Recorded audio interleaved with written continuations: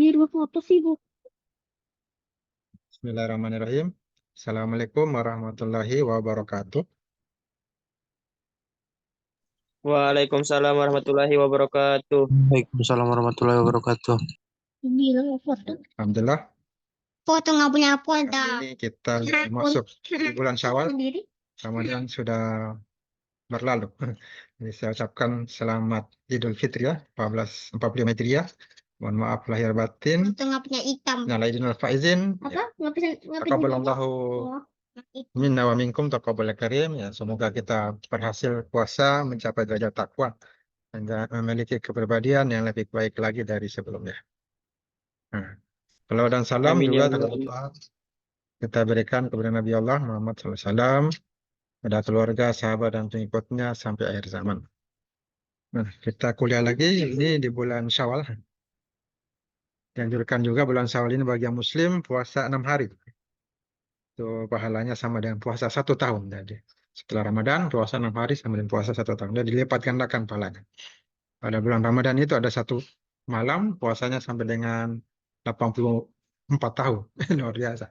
Nah ini kita di bulan Syawal ada juga berlipat ganda puasa sunnah sama dengan puasa 1 tahun. Hanya 6 hari puasa. Bisa lanjut, bisa berturut-turut, bisa selang-selang. Yang jelas 6 hari. Nah, mari kita gunakan untuk menambah nilai amal ya. Amal soleh supaya bisa memperoleh karakter yang baik ya, dalam diri kita sehingga ke depan menjadi pemimpin, apakah menjadi pejabat atau pengusaha, menjadi pejabat pengusaha yang berkarakter baik ya, punya alat yang baik. Tidak seperti sekarang yang korupsi di mana-mana. Manipulasi data, maaf dana itu kalau kita hindari dengan membentuk karakter sejak dini. Nah, kuliah kita kali ini sudah perkuliahan ke-7. Nah, untuk materi ke-7 ini ada tugasnya. Saya dilihat di folder tugas. Ada folder tugas di sini. Tugas 8 materi 7. Bisa diklik tugas 8 akan muncul profil mahasiswa, silakan diisi email, nama, NPM, kelas. Kemudian ada soal. Apa tujuan melakukan survei? Nah, ini kalau kita melakukan penelitian, apakah penelitian untuk skripsi atau penelitian kita akan upload di jurnal atau penelitian yang tidak terpublikasi. Nah, ini ada namanya survei ya, pengambilan data. Apa itu survei lalu lintas? Nah, akan tahu dengan membaca materinya. Kemudian apa jenis-jenis survei? Silakan jelaskan jenisnya. Apa saja logistik survei? Kemudian ada 2 metode yang digunakan dalam pengumpulan dan inventarisasi prasarana. Silakan jelaskan. Kemudian pendidikan karakter ya, agar kita punya karakter yang baik. Apa yang Anda bisa ambil? Karakter dari Nabi Shu'aib alaihissalam. Apa yang bisa Anda amalkan? Itu ada di materi kita pada bulan kali ini, materi ke-7, perkuliahan ke-7. Di materi kuliah rekayasa lalu lintas. Jadi Nabi Shu'aib ya. Nabi Shu'aib nanti kita bisa lihat materinya di materi karakter. Sekarang rekayasa lalu lintas, materi 7. Nah, dalam perkuliahan ini sebenarnya bagusnya diskusi kayaknya. Ya, di saat saya kuliah, tinggal tanya jawab saja. Karena materinya sudah ada, soalnya sudah ada. Jadi Anda bisa baca kemarin, sebelumnya, kemarin dulu. Saat libur, Anda bisa baca kan. Jadi saat kuliah ini Anda tinggal tanya apa yang ingin diketahui tentang materi yang sudah ada. Misalnya survei lalu lintas, Anda bisa tanya, tinggal tanya. Lebih efisien kuliahnya begitu. Nah, belum ada yang membaca kalian ini. Nah, ini kita bahas sedikit. Survei lalu lintas ini dilakukan untuk mengumpulkan data. Mengumpulkan informasi tentang karakteristik sistem lalu lintas jalan. Nah, dengan adanya data, kumpul melalui survei, permasalahan yang ada berkaitan dengan desain dan pengoperasian prasarana, itu dapat kita identifikasi. Jadi, ada sarana, ada prasarana. Sudah dibahas sebelumnya, sarana dan prasarana. Itu juga penyebabnya akan kita bisa ketahui. Studi lalu lintas itu merupakan bagian dari studi lalu lintas.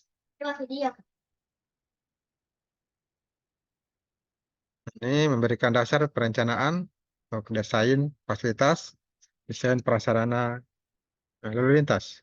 Juga bisa membantu dalam pengoperasian lalu lintas dengan mengidentifikasi kebutuhan fasilitas lalu lintas. Dan bisa menentukan karakteristik dasar lalu lintas, pergerakan dan anggota. Ini jenis-jenis survei. Ada survei inventarisasi dan survei untuk kerja. Survei inventarisasi itu apa yang ada di sana, nah, bisa disurvei. Sarana prasarananya apa saja, sarananya, prasarananya, perlengkapan lalu lintasnya apa saja, fasilitas angkutan umum. Itu juga survei untuk kerja. Nah, ini bisa kita ambil di lapangan data volume lalu lintas, berapa jumlahnya volume, kecepatannya, berapa kilometer per jam, kelambatan, ya, percepatan, aksesibilitas parkir. Nah, saya ambil. Ada dua survei, inventarisasi dan survei untuk kerja. Ini pembahasannya perencanaan survei lalu lintas. Ini Anda bisa baca-baca saja.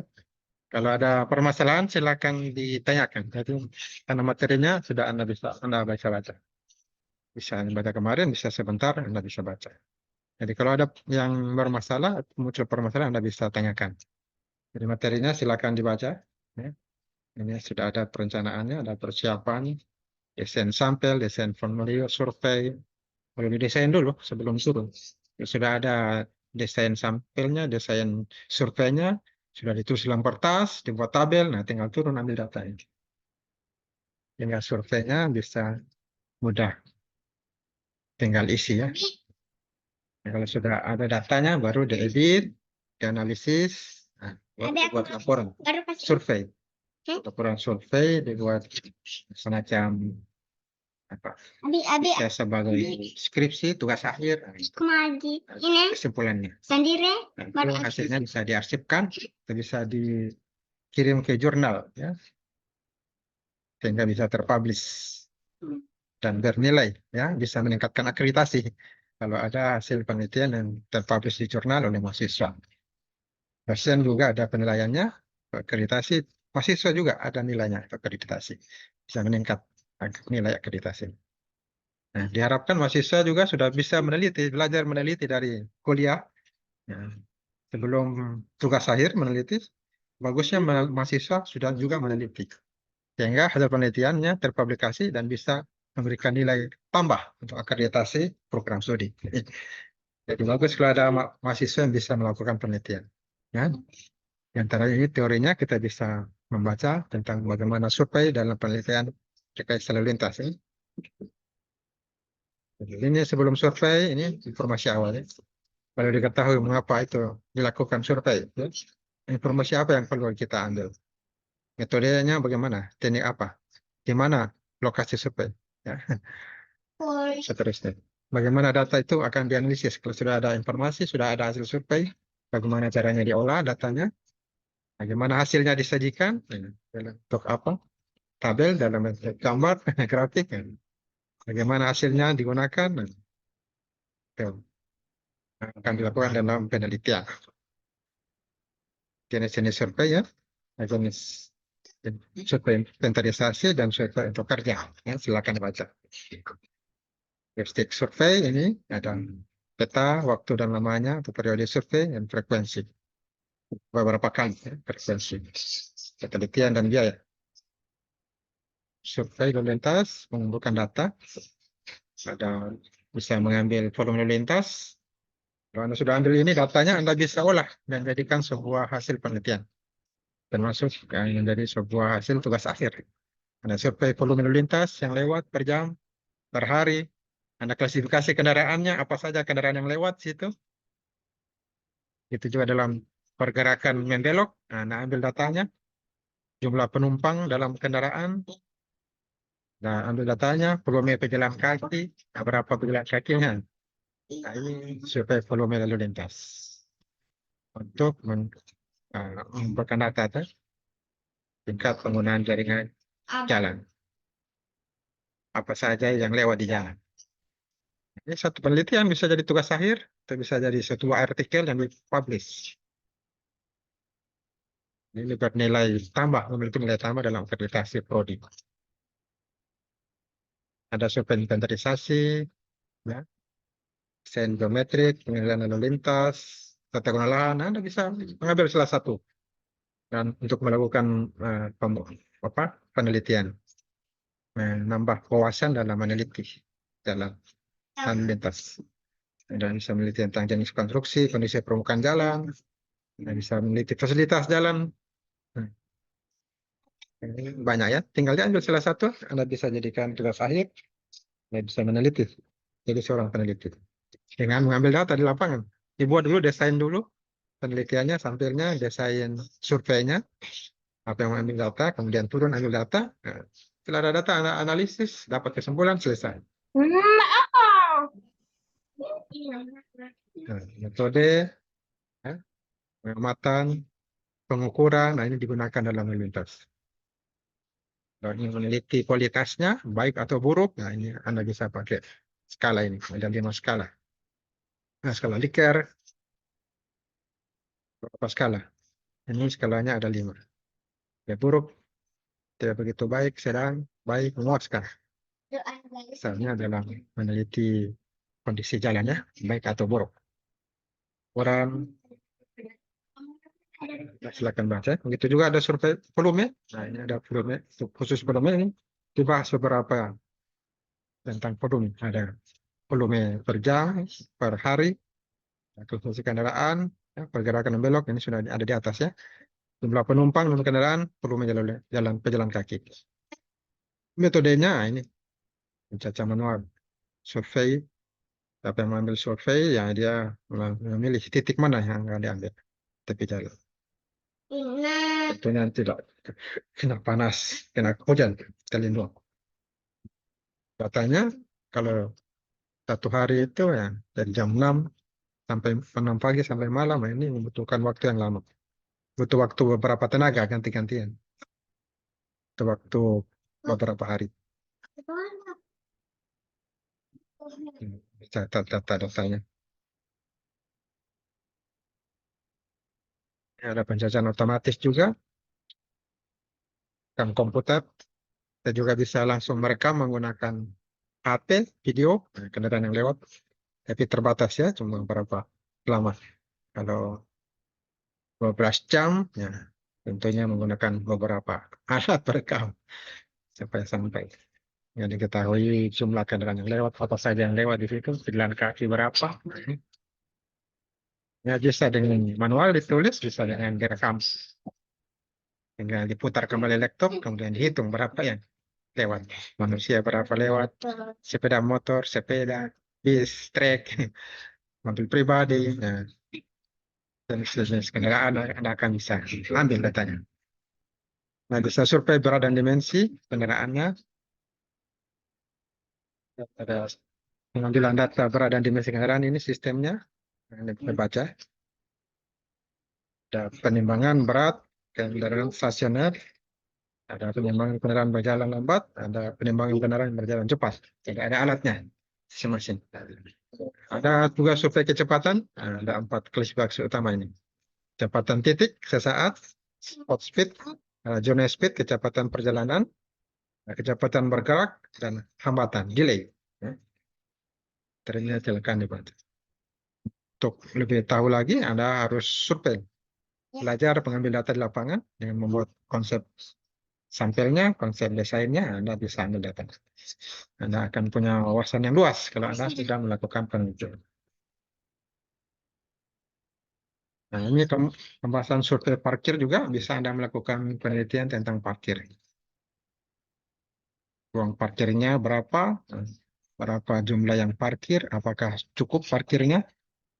Ini 5 tahun ke depan, apakah masih cukup? Nah, ada cara perhitungannya. Abi, Bisa satu penelitian tentang parkir. Abi, Ya, ini survei inventarisasi ruang parkir ya. Abi. Survei kebutuhan parkir. Nah, itu demikian materi kita pada kesempatan kali ini. Sangat bagus kalau ada diskusi-diskusi. Ya, dan mahasiswa juga menjelaskan ya. Abi, Abi. Kaitan dengan materi karakter ini Nabi Syuaib ya. Apa yang bisa Anda ambil? Nah, kita bisa lihat Nabi Syuaib file ini. Nah, ini ada Syuaib. Abi. Ya. Sama aja. Jadi, Sama ini aja. sebelumnya ada tujuan pendidikan, silakan dibaca. Bukan cuma menjadi orang teknik engineering, tapi memiliki akhlak yang mulia, beriman dan bertakwa.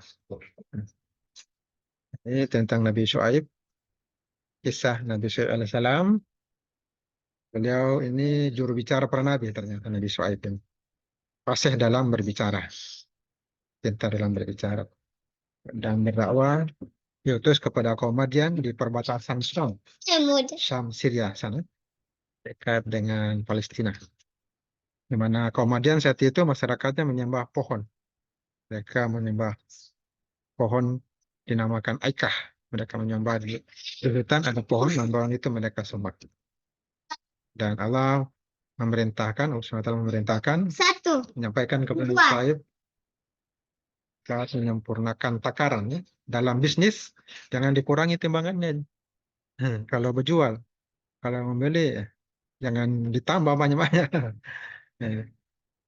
Timbang sesuai dengan neraca yang benar. Jadi sudah ada standar dalam bisnis jual beli harus sesuai dengan timbangan. Dilarang bukan kecurangan. Boleh mengambil hak orang lain. Jadi selalu memberikan contoh yang baik kepada masyarakat. Khususnya dalam hal timbangan ini lebih fokus dia ke masalah muamalah ya, hubungan manusia dengan sama manusia, maka tidak merugikan orang lain dan mengambil hak orang lain. Tapi mereka tidak mendengar nasihat Nabi Syuaib.